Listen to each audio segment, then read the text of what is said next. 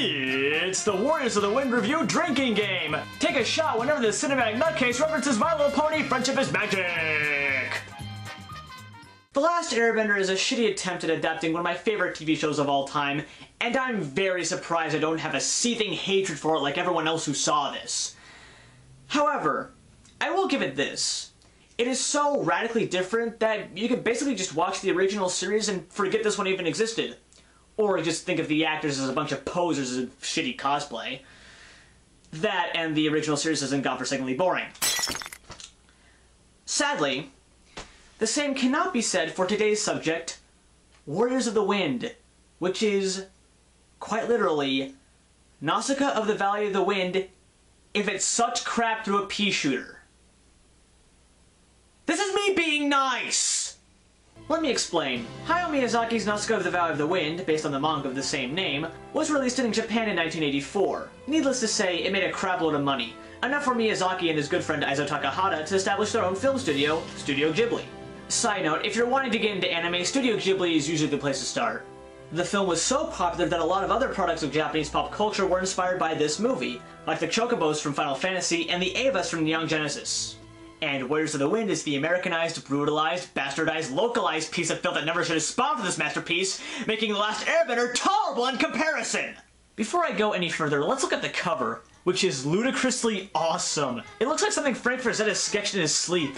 But while this cover is freaking awesome, it's also full of lies!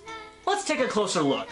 We have a blonde Nausicaa looking like she just walked up the set of Space Mutiny. We have one of the God Warriors wielding a lightsaber and being about 1/10 his actual size. We have Patrick Swayze riding a sandworm, holding aloft his gun, shouting, "Wolverines!" We have General Grievous in Dr. Doom cosplay firing his laser, and a Star Wars Rebel Trooper riding a Pegasus that needs to be about 20% cooler. But even with the complete and utter nonsense, the cover is still the best part of the movie. But now I'm rambling, so let's get this train wreck over with. The film takes place in the post-apocalyptic future. I've already lost you, haven't I? 1,000 years after the 7 Days of Fire, as this ominously boring voice exposits. It is a time when the world is still recovering from the 7 Days of Fire, an event that left many civilizations in ruin, and others gone forever. It is a time when the wind only blows in one place. Okay, this needs to be addressed. No, she's not naked under that jacket. That's actually supposed to be a full-body undersuit. Apparently. The Valley of the Wind. And in this valley, a spirited princess named Zandra dedicates herself to a tomorrow of peace and joy and hope. But the forces of evil are everywhere, closing in from the north and south, while a toxic jungle is rapidly sweeping across the land. And soon, they will invade the Valley of the Wind. So, Zandra goes into the toxic jungle and comes across... the shell of a giant gorgon. Oh, sweet Luna, no. I mean, that was just... ah! Why did you hire this woman? Why would you have her talk like that? Why would you want that voice to play a 15-year-old girl? And why the hell is that thing called a Gorgon?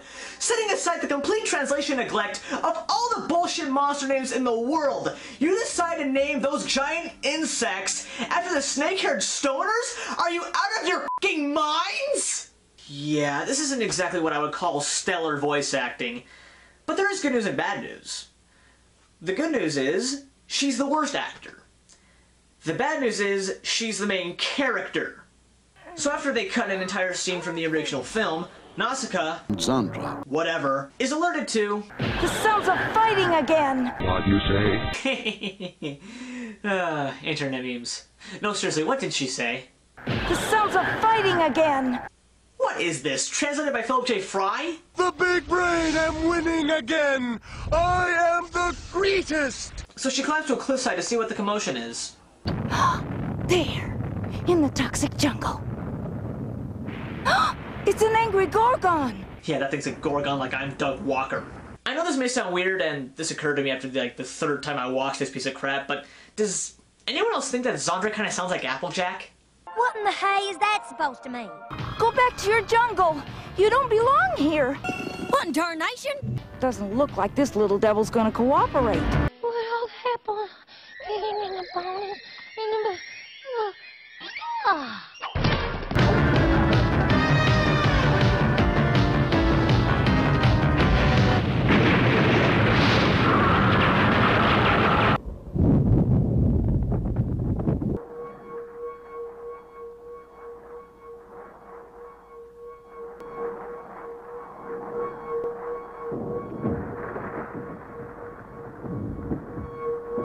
good boy.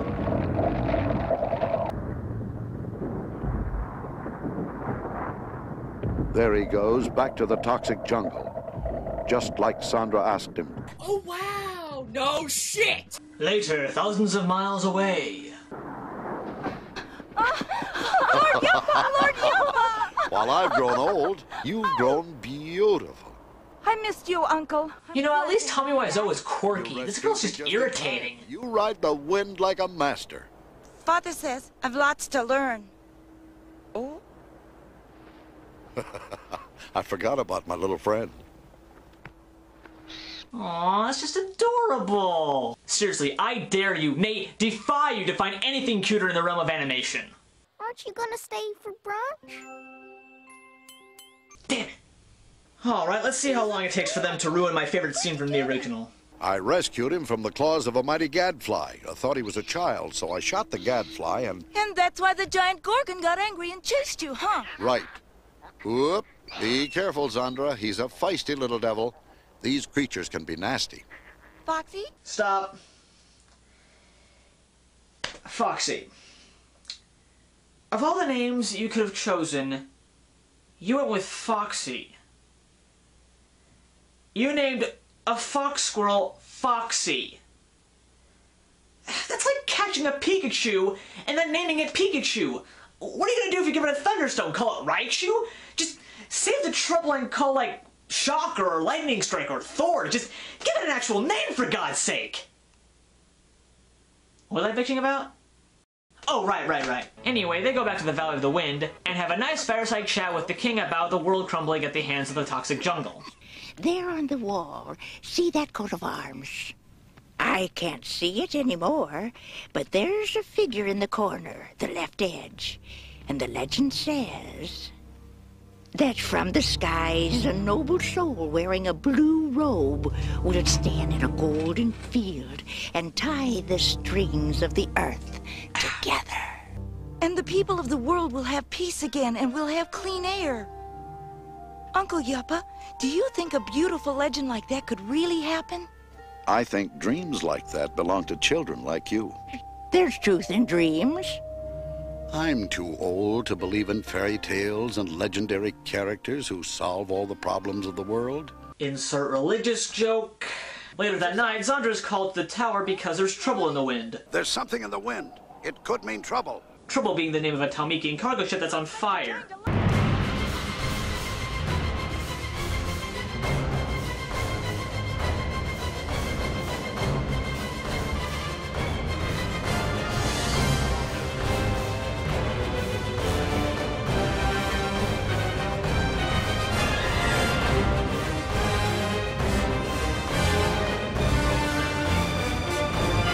So Zandra goes to inspect the wreckage of the Talmekian ship. Temecula. What? Ever! And finds the dying princess of Pegite. Placida. Really? Really? You're sticking with that? Okay. Anyway, she dies. Meanwhile, one of the bugs survived, and Nausicaa lures it away from the valley with her mysterious animal hypnosis. Or as I prefer to call it, the Fluttershy effect. Back in the valley, Lord Yupa and Axel find this one giant bulging thing that didn't burn with the rest of the cargo. What is it, my lord? A fire demon. One of those that destroyed the ancient world with 7 days of fire? They were petrified, turned into cold stone fossils long ago. But one of them didn't die, and has been sleeping underground for 1,000 years. So while they're cautious about waking a sleeping giant, the Temeculans come and attack the valley. Those are Temeculans! They're attacking us! I just said that! Gah! Simmer down, Sally. Anyway, boring story short, the Temeculans, led by Queen Selena and this guy, come to the valley to retrieve the sleeping fire demon, so that they can wake it up and use it to burn down the toxic jungle. And somewhere in this cluster corkscrew, they end up killing the king. Hello! My name is Inigo Montoya. You killed my father. Prepare to die! I really love this valley. And I loathe it. Your high command wants the creature shipped home to Temecula immediately. That's impossible, and you know it. We don't have a cargo ship large enough to carry it without crashing. Sounds to me like you're planning to start your own private kingdom here. So what if I am? Of course. So Queen Selena decides to go back to Temecula for a few days, and bring Zandra along for some reason. However, they don't make it far because the convoy gets ambushed by Asbel. Milo! We'll get to him later.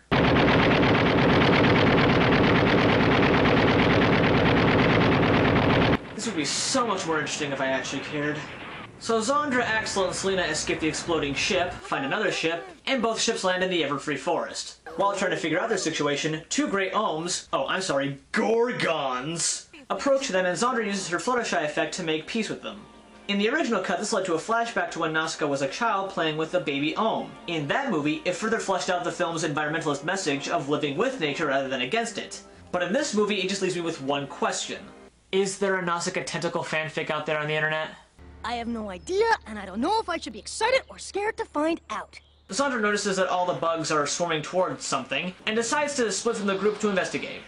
You know, now that I think about it, Warriors of the Wind isn't exactly a fitting title because there's really only one warrior. But I guess we were better off compared to Europe. I mean, the French title translates out to Princess of the Stars, despite the film not taking place in space. They did the same thing in Germany, the title being Die Sternenkrieger, which means the Star Warriors. Though what's really interesting is that Sternenkrieger is also the German title for the Robert Heinlein novel Starship Troopers.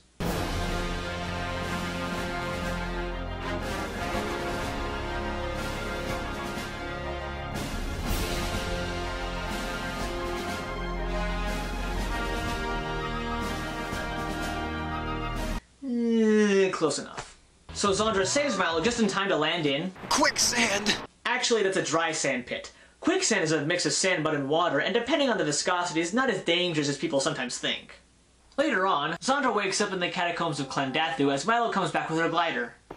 I finally found your cloud climber! What you say? I hate this movie.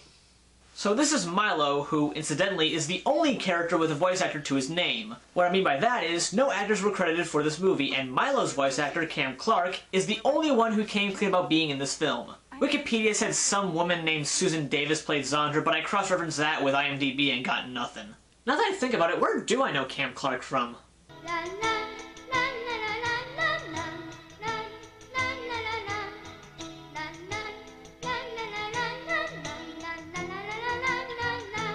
Really? Anything else? Tears of pain, tears of joy, one thing nothing can destroy is our pride deep inside. We are one. I'm Princess Zandra from the Valley of the Wind. No, Zandra, we're not in heaven. I'm on my antidepressants! We're right underneath the toxic jungle. You sure? Mm-hmm. Look, we fell from up there, through the quicksand. Mr. Clark, you might want to tone down the energy just a tad. The endless ironies of life. I tried to save Milo's sister, and then he tries to shoot me down. Yet in the end, I saved his life, and he saved mine. It's like rain on your wedding day. Just above us is a world of death and destruction. Yet here, just a breath away, is a paradise to remind us of the hope and peace and joy that can still be. God, what a hippie. Is it possible there is no death? No. So after a lot of plot happens, Zandra and Milo fly to the land of Placebo to find it completely in ruin. Oh no.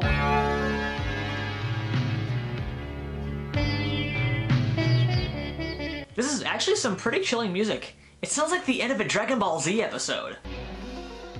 Will the Temeculans burn the jungle to the ground? Can Zandra stop them in time? Will this film ever be released on DVD?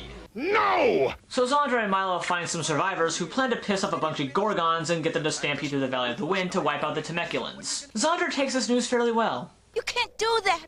I won't let you! Zandra, crying is not going to solve your problems. This isn't Pokemon.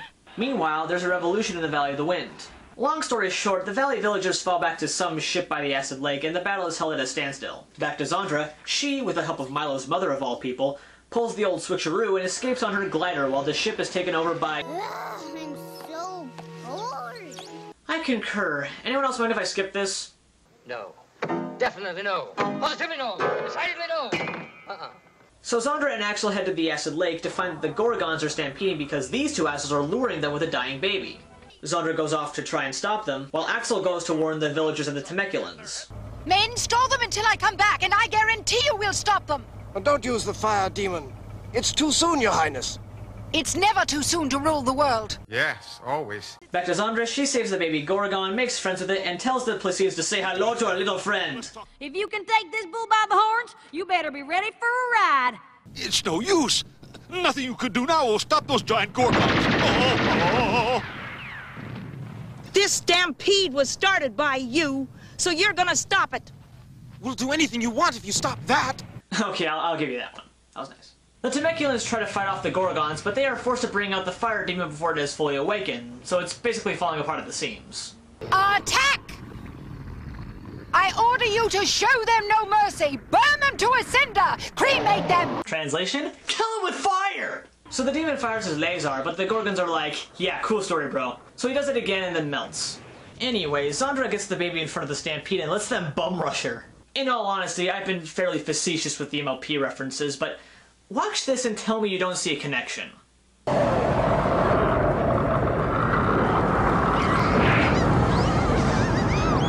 After the stampede subsides, everyone sees that Zandra is dead.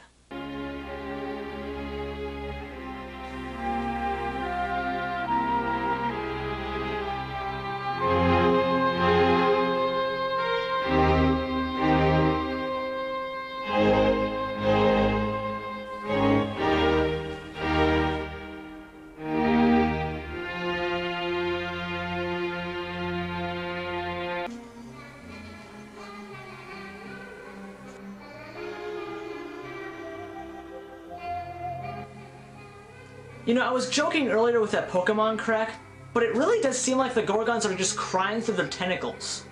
Please, girls, please tell me what you see out there, please.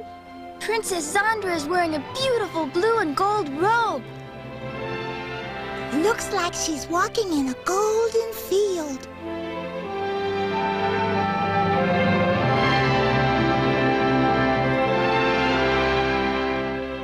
A miracle will come dressed in blue to end our troubles. Oh,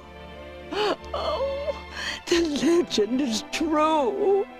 So, the legend of a guy walking in a golden wheat field wearing a blue robe translates out to a teenage girl walking in a field of antennae wearing a dress stained with Gorgon blood.